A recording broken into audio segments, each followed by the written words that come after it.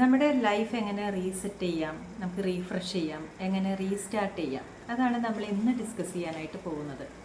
അപ്പോൾ എത്തരം സന്ദർഭങ്ങളിലാണ് നമുക്ക് ലൈഫ് ഇങ്ങനെ പോയാൽ പോരാ, ഒരു മാറ്റം വേണം, റീസെറ്റ് ചെയ്യണം എന്ന് തോന്നാറുള്ളത് എത്തരം സന്ദർഭത്തിലാണ്?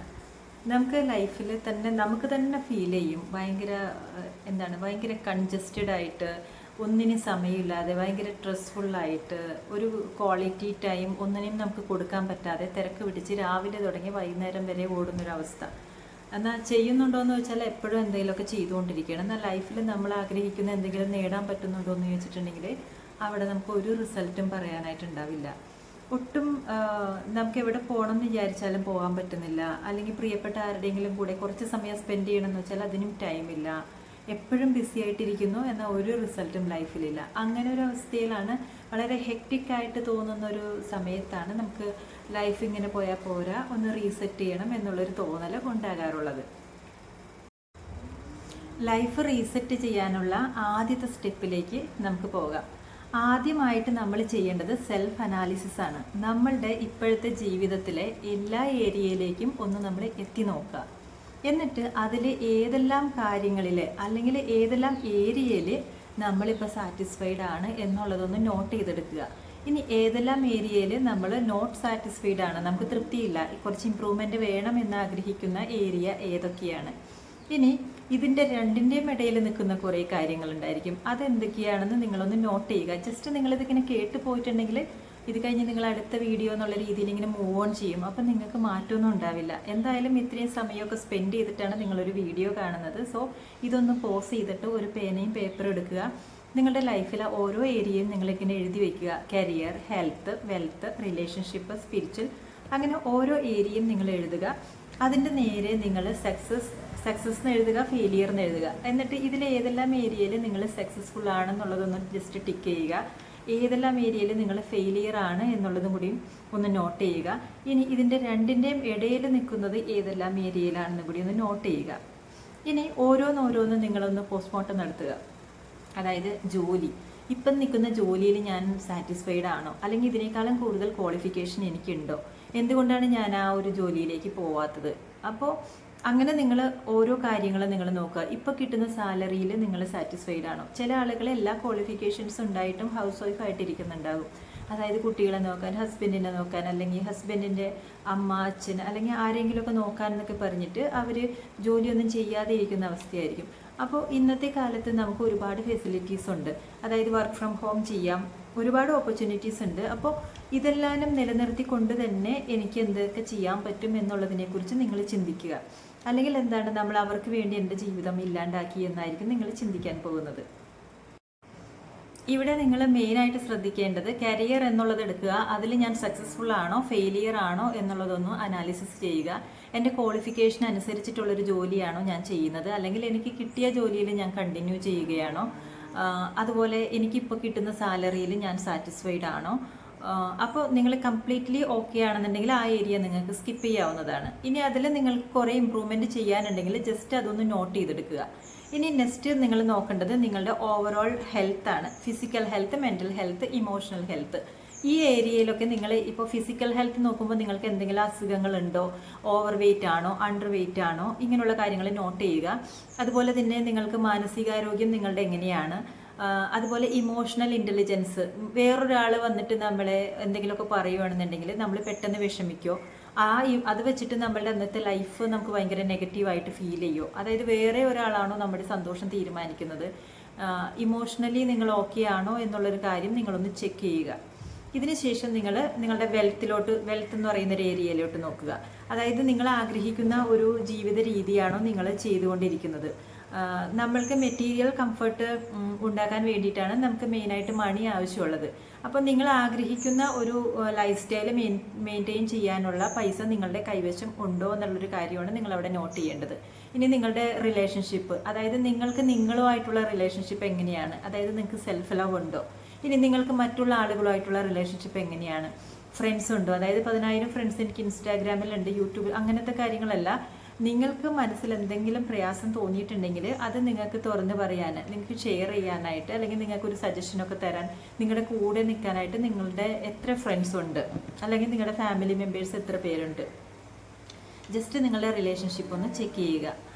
ഇനി അടുത്ത ഏരിയ എന്ന് പറയുന്നത് നിങ്ങളുടെ സെൽഫ് കോൺഫിഡൻസ് ആണ്. അതായത് നമ്മൾ ആഗ്രഹിക്കുന്ന കാര്യം നമുക്ക് വളരെ കോൺഫിഡൻ്റ് ആയിട്ട് നമുക്ക് മറ്റുള്ള ആളുകളോട് നമുക്ക് ഡിസ്കസ് ചെയ്യാനായിട്ട് പറ്റുന്നുണ്ടോ, നമ്മൾ എന്താണോ മനസ്സിൽ ഉദ്ദേശിക്കുന്നത് അത് അതുപോലെ തന്നെ നമുക്ക് എക്സ്പ്രസ് ചെയ്യാനായിട്ട് പറ്റുന്നുണ്ടോ, അല്ലെങ്കിൽ മുന്നിലുള്ള ആൾക്ക് വിഷമമാകുമെന്ന് വിചാരിച്ചിട്ട് എല്ലാം നമ്മുടെ മനസ്സിലിട്ട് ഒതുക്കുകയാണോ ചെയ്യുന്നത്. നമ്മൾ ആഗ്രഹിക്കുന്ന രീതിയിൽ സെൽഫ് എക്സ്പ്രഷൻ നമുക്ക് ചെയ്യാൻ പറ്റുന്നുണ്ടോ എന്നുള്ള കാര്യമാണ് നിങ്ങളിവിടെ ചെക്ക് ചെയ്യേണ്ടത്. ചില ആളുകൾക്ക് ലൈഫിൽ ഈ പറഞ്ഞ എല്ലാ കാര്യങ്ങളിലും അവർ ഓക്കെ ആയിരിക്കും, കരിയറിൽ അവർ സക്സസ്ഫുൾ ആയിരിക്കും, അവർ ഫിസിക്കലി ഫിറ്റ് ആയിരിക്കും, മെൻ്റലി അവർ ഓക്കെയാണ്, ഇമോഷണൽ ഇൻ്റലിജൻസ് ഉണ്ടായിരിക്കും, അതുപോലെ വെൽത്തി ആയിരിക്കും, പിന്നെ സെൽഫ് കോൺഫിഡൻസ് നന്നായിട്ടുണ്ട്. ഇത്തരം കാര്യങ്ങളിലൊക്കെ വളരെ ഓക്കെ ആയിട്ടുള്ള ഒരുപാട് ആളുകളുണ്ട്. അവരും ചില സമയങ്ങളിൽ അവരും വളരെയധികം ഡിസ്റ്റർബ്ഡ് ആയിരിക്കും. കാരണം അവരുടെ ഉള്ളിലുള്ള ഫോക്കസ് എന്ന് പറയുന്നത് എൻ്റെ ലൈഫിൻ്റെ മീനിങ് എന്താണ്, എൻ്റെ ലൈഫിൻ്റെ പർപ്പസ് എന്താണ്, അങ്ങനെയുള്ള കാര്യങ്ങളും ചിന്തിച്ച് ഡിസ്റ്റർബ്ഡ് ആകുന്ന ആളുകൾ ഒത്തിരി പേരുണ്ട്. ബിക്കോസ് ഒരു മനുഷ്യൻ്റെ ബേസിക് നീഡ് ആദ്യം തന്നെ മനുഷ്യൻ ചിന്തിക്കുന്നത് അവരുടെ ബേസിക് നീഡ് ഫുൾഫിൽ ചെയ്യാൻ പറ്റുന്നുണ്ടോ എന്നുള്ളതാണല്ലോ. അതായത് ആഹാരമുണ്ടോ, വസ്ത്രമുണ്ടോ, ഷെൽട്ടർ ഉണ്ടോ, ഇത്തരം കാര്യങ്ങളിലോട്ടാണ് ഒരു മനുഷ്യൻ ആദ്യം ഫോക്കസ് ചെയ്യുന്നത്. ഈ കാര്യങ്ങളൊക്കെ കിട്ടിക്കഴിഞ്ഞിട്ടുണ്ടെങ്കിൽ അവർ നെക്സ്റ്റ് ലെവലിലോട്ട് പോകും. അവരുടെ സേഫ്റ്റി നീഡ്സ് ആണ്. അതായത് നമ്മൾ സെക്യൂർ ആക്കാൻ വേണ്ടിയിട്ട് നമ്മൾ ചെയ്യുന്ന കാര്യങ്ങൾ അതും ഫുൾഫിൽ ചെയ്യുന്ന മനുഷ്യന്മാർ പോകുന്നത് അവരുടെ ലവ് നീഡ്സ് ആണ്. അതായത് സ്നേഹിക്കാനും സ്നേഹിക്കപ്പെടാനും ആഗ്രഹിക്കുന്നത് കൊണ്ട് അങ്ങനത്തെ കാര്യങ്ങളിലോട്ട് അവർ ഫോക്കസ് ചെയ്യും. അതും കിട്ടിക്കഴിഞ്ഞിട്ടുണ്ടെങ്കിൽ പിന്നെ അവർക്ക് സമൂഹത്തിൽ അവരുടെ സ്റ്റാറ്റസ് അത് കാണിക്കാൻ വേണ്ടിയിട്ടുള്ള ഒരു പരാക്രമമായിരിക്കുള്ളൂ പിന്നെ ഉണ്ടാകുന്നത്. ഇത്രയൊക്കെ നമ്മളിങ്ങനെ അച്ചീവ് ചെയ്ത് കഴിഞ്ഞ് ഈ സ്റ്റാറ്റസും കാണിച്ച് കഴിയുമ്പോഴാണ് അവർ കൂടുതൽ ഡീപ്പായിട്ട് കൂടുതൽ ചിന്തിക്കുന്നത്. അതായത് ലൈഫിൻ്റെ മീനിങ് എന്താണ്, പർപ്പസ് എന്താണ്, എനിക്ക് ലൈഫിൽ എപ്പോഴൊക്കെയാണ് ഫുൾഫിൽമെൻറ്റ് തോന്നുന്നത്, ഇത്തിരി കൂടി ഹയർ ലെവലിലേക്ക് ആളുകൾ പോകുന്നത്.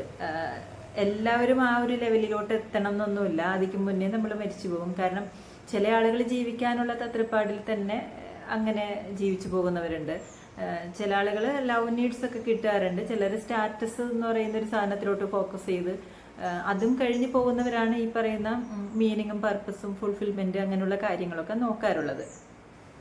ഇത്രയും നമ്മൾ പറഞ്ഞത് സെൽഫ് അനാലിസിസിനെ കുറിച്ചിട്ടാണ്. അപ്പോൾ നിങ്ങൾ തന്നെ നിങ്ങളുടെ ലൈഫ് എങ്ങനെയാണെന്നൊന്ന് അനലൈസ് ചെയ്യൂ. നിങ്ങളുടെ ലൈഫിലെ എല്ലാ ഏരിയയിലും നിങ്ങൾ എങ്ങനെയാണെന്നൊന്ന് അനലൈസ് ചെയ്ത് നോക്കൂ. Career, health, wealth, relationship, spiritual. ഞാൻ മെയിനായിട്ടുള്ള കുറച്ച് ഏരിയ മാത്രമാണ് ഇവിടെ പറയുന്നത്. നിങ്ങൾക്ക് ഓരോ ഏരിയയും, നിങ്ങൾക്ക് ഇൻട്രസ്റ്റിംഗ് ആയിട്ടുള്ള ഓരോ ഏരിയയും, പാരൻറ്റിങ്ങിൽ നിങ്ങൾ എങ്ങനെയാണ്, നിങ്ങളുടെ നൈബേഴ്സുമായിട്ടുള്ള റിലേഷൻഷിപ്പ് എങ്ങനെയാണ്, നിങ്ങളുടെ സോഷ്യൽ കമ്മിറ്റ്മെൻറ്റ് എങ്ങനെയാണ്, നിങ്ങൾക്ക് ഒരുപാട് ഏരിയ, നിങ്ങൾക്ക് സബ് ഡിവിഷൻസ് ഒത്തിരി ഉണ്ടാക്കാം.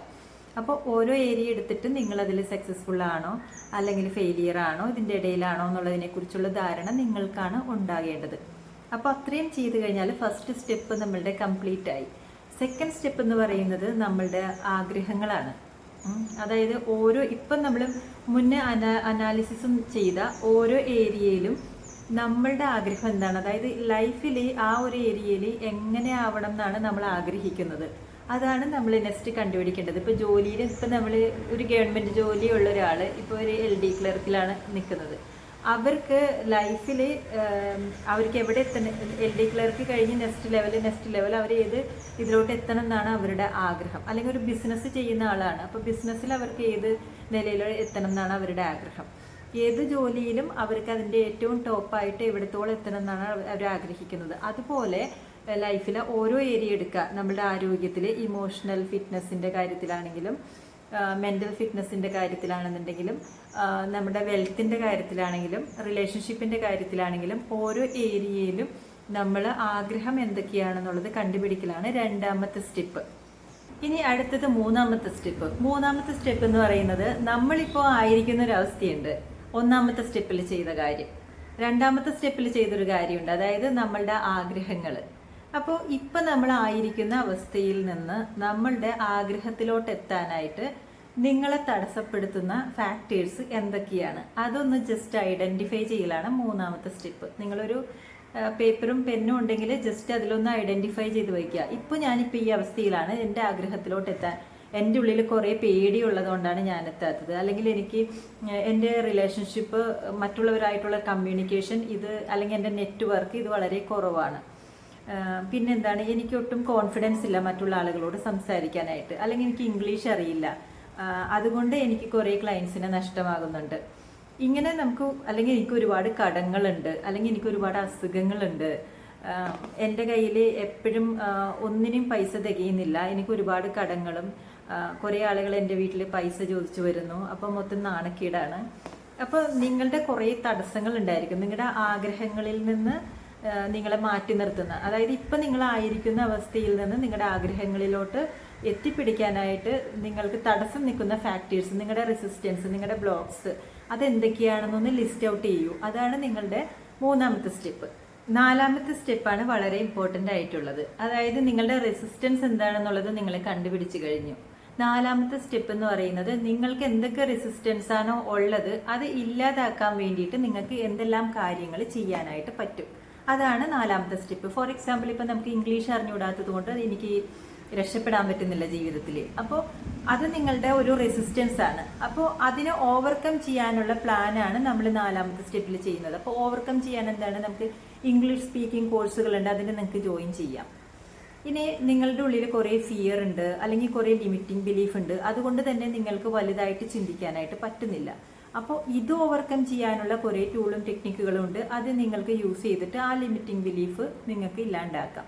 ഇനി ചില ആളുകൾക്ക് ചൈൽഡ്ഹുഡിൽ സംഭവിച്ചിട്ടുള്ള പല കാരണങ്ങൾ കൊണ്ട് എപ്പോഴും ഡിപ്രഷൻ എന്ന് പറയുന്നൊരവസ്ഥ, പ്രസന്റ് മൊമെന്റിലായിരിക്കാൻ പറ്റുന്നില്ല, അവരുടെ ലക്ഷ്യത്തിലോട്ട് ഫോക്കസ് ചെയ്യാൻ പറ്റുന്നില്ല. അങ്ങനെയുള്ള ആളുകളാണെന്നുണ്ടെങ്കിൽ അതിൻ്റെ ഏതെങ്കിലും എക്സ്പേർട്ടിനെ പോയി കണ്ടിട്ട് അതിനൊരു സൊല്യൂഷൻ കണ്ടുപിടിക്കുക. അതായത് നിങ്ങളുടെ റെസിസ്റ്റൻസ് എന്തൊക്കെയാണോ ആ റെസിസ്റ്റൻസ് മാറ്റാൻ വേണ്ടിയിട്ട് നിങ്ങളുടെ സൈഡിൽ നിന്ന് എന്തെല്ലാം ആക്ഷൻസ് എടുക്കാൻ പറ്റും അതിൻ്റെ ഒരു ലിസ്റ്റാണ് നിങ്ങൾ കണ്ടുപിടിക്കേണ്ടത്. ഇപ്പോൾ റെസിസ്റ്റൻസിനെ ഓവർകം ചെയ്യാനായിട്ടുള്ള കാര്യങ്ങൾ എന്തൊക്കെയാണെന്ന് നിങ്ങൾ ഐഡൻറ്റിഫൈ ചെയ്ത് കഴിഞ്ഞു. ഇനി ഇതെല്ലാം ചെയ്യാൻ വേണ്ടിയിട്ടുള്ള സമയവും കൂടിയും അലോക്കേറ്റ് ചെയ്തിട്ടുള്ള ഒരു ഡെയിലി റുട്ടീൻ ഉണ്ടാക്കലാണ് നിങ്ങൾ ചെയ്യേണ്ടത്. അതായത് നമുക്കിപ്പോൾ ചില കാര്യങ്ങൾ ഇംഗ്ലീഷ് പഠിക്കണം, ചിലതിന് നമുക്ക് നമ്മുടെ ഫിയർ, ലിമിറ്റിംഗ് ബിലീഫൊക്കെ നമുക്ക് മാറ്റണം. ചില കേസിൽ നമ്മൾ എപ്പോഴും അസ്വസ്ഥമാകുന്ന ആളുകളാണെങ്കിൽ മെഡിറ്റേഷൻ ശീലിക്കേണ്ടതുണ്ട്. ഇനി നമ്മൾ ഭയങ്കര ഓവർ വെയിറ്റിൽ നിൽക്കുന്ന ആളാണെങ്കിൽ നമ്മൾ എക്സസൈസ് ചെയ്യണം. പിന്നെ ഉറക്കക്കുറവ് കൊണ്ടുണ്ടാവുന്ന പല ഡിസ്റ്റർബൻസും നമുക്കുണ്ടെങ്കിൽ ഉറങ്ങാനായിട്ട് നമ്മൾ സമയം കണ്ടെത്തണം. അപ്പോൾ ഇതെല്ലാം കൂടി ചെയ്യുന്ന രീതിയിൽ നിങ്ങൾ നല്ല ഒരു ഡെയിലി റുട്ടീൻ സെറ്റ് ചെയ്യലാണ് അടുത്തതായിട്ട് നിങ്ങൾ ചെയ്യേണ്ടത്. ഇനി ഡെയിലി റുട്ടീൻ ഉണ്ടാക്കി കഴിഞ്ഞിട്ടുണ്ടെങ്കിൽ നിങ്ങളതിൽ ഒരു ആക്ഷൻ പ്ലാൻ ഉണ്ടാക്കുക, നിങ്ങളുടെ സൈഡിൽ നിന്ന് ആക്ഷൻ എടുക്കുക. എങ്ങനെ ഒരു ഡെയിലി റുട്ടീൻ നിങ്ങൾക്ക് സെറ്റ് ചെയ്യാം എന്നുള്ളതിനെക്കുറിച്ച് ഞാനൊരു വീഡിയോ ചെയ്തിട്ടുണ്ട്. താല്പര്യമുള്ളവർക്ക് പ്ലേലിസ്റ്റിൽ നോക്കാം. ഇനി നിങ്ങളുടെ ഡെയിലി റുട്ടീൻ കറക്റ്റായിട്ട് നിങ്ങൾ ഉണ്ടാക്കി കഴിഞ്ഞിട്ടുണ്ടെങ്കിൽ അതിൽ നിങ്ങൾക്ക് ചെയ്യാൻ പറ്റാത്ത രീതിയിൽ ഒരുപാട് ഡിസ്ട്രാക്ഷൻസ് ഉണ്ടായിരിക്കും. അപ്പോൾ ആ ഡിസ്ട്രാക്ഷൻ എന്തൊക്കെയാണെന്ന് നിങ്ങൾ തന്നെ തിരിച്ചറിയുക. ഇപ്പോൾ സോഷ്യൽ മീഡിയയിൽ തന്നെ നിങ്ങൾ ആവശ്യമില്ലാത്ത എല്ലാം ഫോളോ ചെയ്യുന്നുണ്ടായിരിക്കും, ആവശ്യമില്ലാത്ത പലതും സബ്സ്ക്രൈബ് ചെയ്ത് വെച്ചിട്ടുണ്ടായിരിക്കും. അപ്പോൾ എല്ലാ വീഡിയോസും എല്ലാ കാര്യങ്ങളും നോട്ടിഫിക്കേഷൻസ് വരുമ്പോൾ നിങ്ങൾ കാണാനിരിക്കുമ്പോൾ നിങ്ങളുടെ ഒരുപാട് സമയം നിങ്ങൾക്ക് അവിടെ പാഴായി പോകുന്നുണ്ട്. അപ്പോൾ നിങ്ങൾക്ക് ആവശ്യമില്ലാത്ത എല്ലാ ചാനലും നിങ്ങളുമായിട്ട് കണക്ട് ചെയ്യാൻ പറ്റാത്ത, റിലേറ്റ് ചെയ്യാൻ പറ്റാത്ത എല്ലാ കാര്യങ്ങളും നിങ്ങൾ അൺസബ്സ്ക്രൈബ് ചെയ്യുക.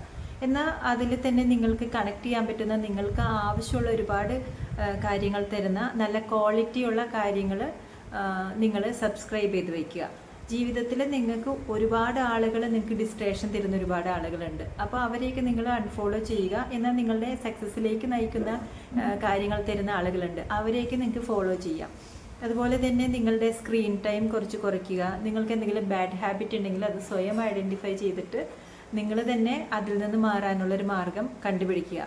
നമ്മൾ ഇപ്പോൾ പറഞ്ഞ റീസെറ്റിൽ നിങ്ങളുടെ തടസ്സങ്ങൾ എന്തൊക്കെയാണെന്ന് 2ാമത്തെ സ്റ്റെപ്പിൽ നമ്മൾ നോക്കുന്നുണ്ടല്ലോ, നിങ്ങളുടെ റെസിസ്റ്റൻസ് എന്തൊക്കെയാണെന്ന്. അതിൽ വരുന്നതാണ് ഇതെല്ലാനും. അപ്പോൾ ഒന്നുകൂടി വീഡിയോ കണ്ടു നോക്കുക, നിങ്ങൾക്ക് ആവശ്യമുള്ള പോയിന്റുകൾ നോട്ട് ചെയ്യുക. എന്നിട്ട് അത് ഡെയിലി ബേസിസിൽ നിങ്ങൾക്ക് എങ്ങനെ പ്രാക്ടീസ് ചെയ്യാൻ പറ്റും. പ്രാക്ടീസ് ചെയ്ത് കഴിയുമ്പോൾ, പ്രാക്ടീസ് ചെയ്യുക എന്ന് പറഞ്ഞാൽ നിങ്ങളതൊന്ന് എക്സ്പെരിമെൻറ്റ് ചെയ്ത് നോക്കുകയാണ്. അപ്പോൾ അതിൽ നിങ്ങളുടെ ലൈഫിൽ ഉണ്ടാകുന്ന ഡിഫറൻസ് എന്താണെന്നുള്ളതൊന്ന് നിങ്ങളൊന്ന് എക്സ്പീരിയൻസ് ചെയ്ത് നോക്കൂ. എന്തെങ്കിലും റിസൾട്ട് നിങ്ങൾക്ക് കിട്ടുമ്പോൾ കമൻറ്റ് ബോക്സിൽ നിങ്ങൾക്ക് ഷെയർ ചെയ്യാവുന്നതാണ്. Thank you.